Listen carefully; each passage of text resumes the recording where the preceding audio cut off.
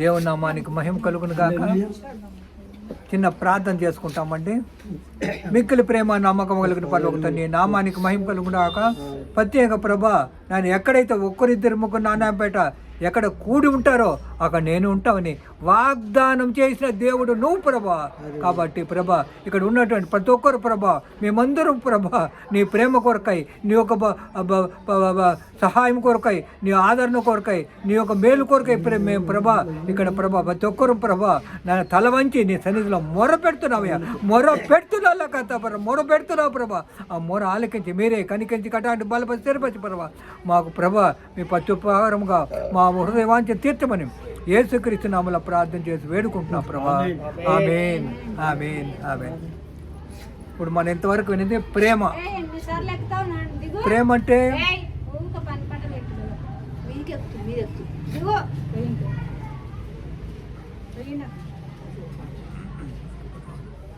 ప్రేమ అంటే ఈ లోక సంబంధంగా తల్లిదండ్రుల ప్రేమ ఉంటుంది, బిడ్డల ప్రేమ ఉంటుంది, అన్నదమ్ముల అంకణం స్నేహితుల ప్రేమ, ఈ లోక సంబంధ ప్రేమ. కానీ వీటన్నిటికంటే ముఖ్యమైనది దేవుని ప్రేమ.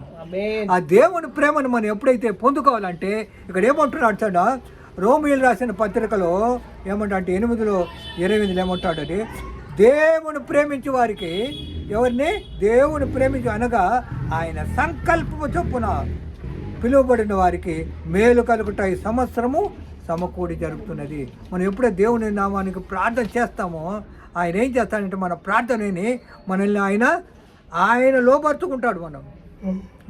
మన యొక్క ప్రార్థన దేవునికి సన్నిధానంలో ఉంటే, దేవునికి ఇష్టమై ఉంటే, పూర్ణాత్మతో పూర్ణ విశ్వాసంతో పూర్ణ బలంతో ప్రేమిస్తే ఆయన ఏం చేస్తాడు, ఆయన మనల్ని హత్తుకుంటాడంట. మనం ప్రేమిస్తాడు. మనం ప్రేమించి ఏం చేస్తాడు, మన యొక్క హృదయవాంఛ తీరుస్తాడు. అప్పుడు మనం ఏమైపోతాము, మీరు పూర్వం అంతా చీకటి ఉంటుంది, ఇప్పుడైతే వెలుగులోనికి వచ్చేసినామంట. ఎప్పుడైతే దేవుని ప్రేమిస్తావో నువ్వు, అప్పుడు ఏమైపోతుంది, నువ్వు చీకటి పోయి నీకు వెలుగు వచ్చేస్తుంది.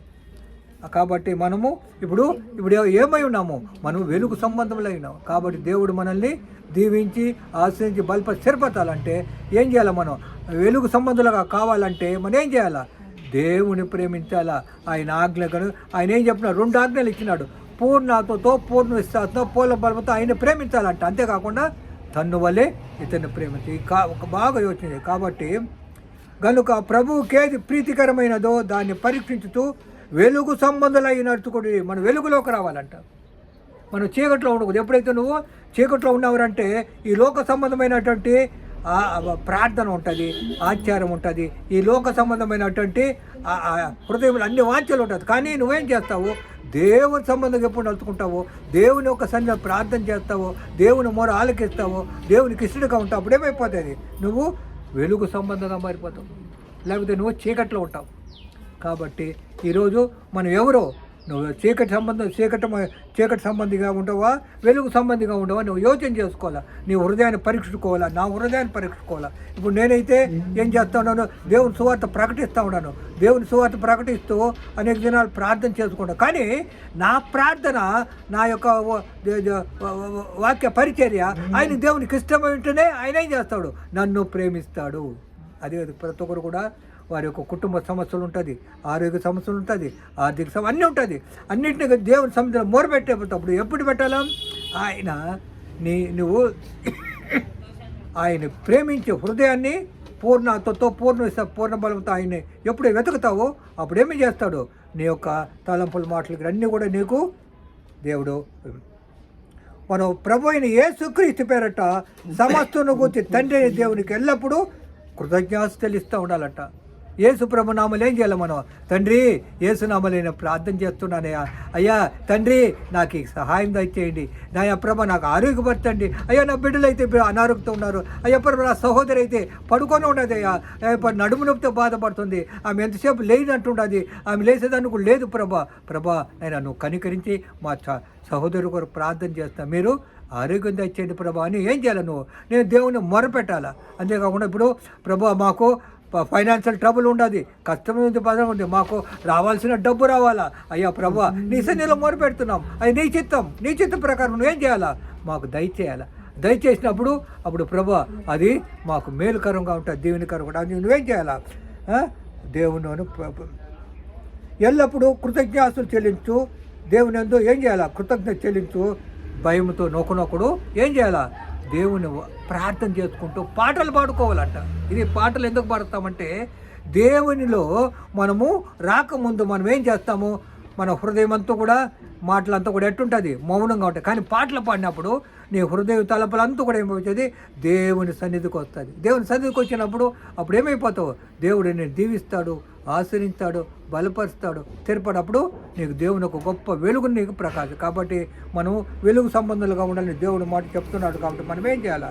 దేవుని కొరకు ఇది ఇక్కడ చూసినట్లయితే మనము దేవుని సంబంధాలు అయితే కీర్తనకారుడు మొదట కీర్తనలు ఏమంటాడంటే దుష్టులు ఆలోచించేప్పుడు నడవకూడదు అంటాం. దుష్టం అంటే ఏంది?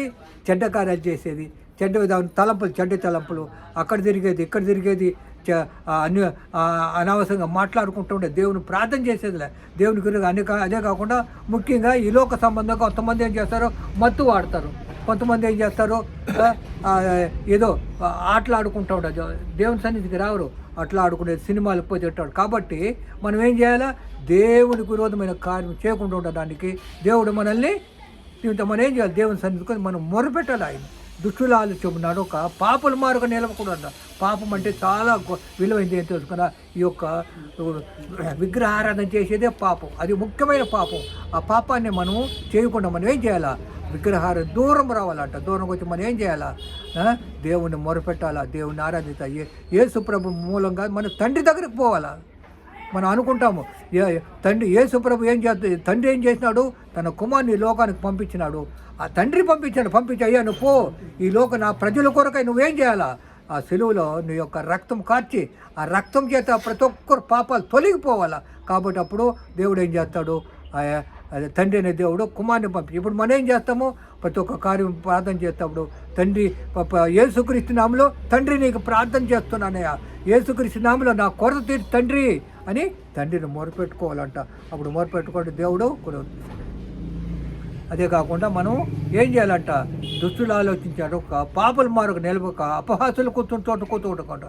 అపహాసులు అంటే అదే గేలుతనగా మాట్లాడుకుంటా ఏదో ఒక విధంగా తలంపులు ఉంటే అన్యులతో కూడా మనం కలిసి ఉండకూడదు. మనం ఏం చేయాలా? దేవుని బిడ్డలుగా దేవుని మాటలు, దేవుని ప్రార్థన అప్పుడు ఉండదు. అంతేకాకుండా మనం ఏం చేయాలా? దీవారాత్రులు ఏం చేయాలంట? వాక్యం చదవాలంట, ప్రార్థన చేయాలి. నీకు చదువు రాకపోతే నువ్వు ప్రార్థన చేసుకోవచ్చు. వాక్యమని ఎవరైనా చెప్పిన దాన్ని విన్ని దాన్ని హృదయంలో ధ్యానించుకుంటాడు. ఒక చూడండి, ఇప్పుడు కొండల తట్టు నా కన్నులెత్తుతున్నాను, నాకు ఎక్కడి సహాయం వచ్చును, యెహోవావే సహాయం కలుగును కాక. ఈ ఒక మాట దేవుని బైబిల్లో ఉంది. దీన్ని ఏం చేయాలి మనం? అయ్యా కొండల తట్టు నాకు కన్నులెత్తుతున్నాను, నాకు ఎక్కడి సహాయం కావాలా, నీ వల్లే నాకు సహాయం కలగ అనే ఈ మాట చూడండి. ఆ విధంగా ఒక్కొక్క మాట దేవుని మాటను మనం గుర్తుపెట్టుకొని దాన్ని పెట్టుకొని ప్రార్థన చేసినప్పుడు దేవుడు ఏం చేస్తాడు? నన్ను ప్రేమిస్తాడు. మనం వెలుగు సంబంధాలుగా ఉంటాం, చీకటి సంబంధంలో ఉండము. కాబట్టి ఈరోజు మనము వెలుగులోనికి వచ్చినాము. కాబట్టి జీవితకాలం అంతా కూడా మనము వెలుగు సంబంధాలు ఉంటే అప్పుడు నువ్వు నిత్యవారసంత పరలోక రాజ్యం పోవడానికి దేవుడు గొప్ప కార్యం చేస్తాడు. కాబట్టి ఇక్కడ ఏముంటుందంటే కీర్తనకారు రాసిన 51వ కీర్తనలో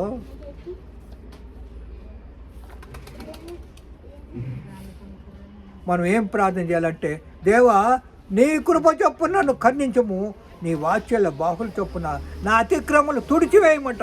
నా పాపాలు తుడిచివేయి అయ్యా.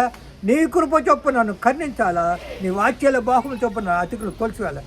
నా దోషం పోనట్లు నన్ను బాగా కడుగు అని ప్రార్థన చేశాను. అదే నా అతిక్రమలు, నా పాపం పోనట్లు నన్ను పవిత్రపరచాలి, పాపం తీసేసి నన్ను పవిత్రపరచాలా. అప్పుడు దేవుడు ఆ విధంగా మనం ప్రార్థన చేయాలా. దేవుడు ప్రార్థన చేసినప్పుడు ఏం చేద్దాం?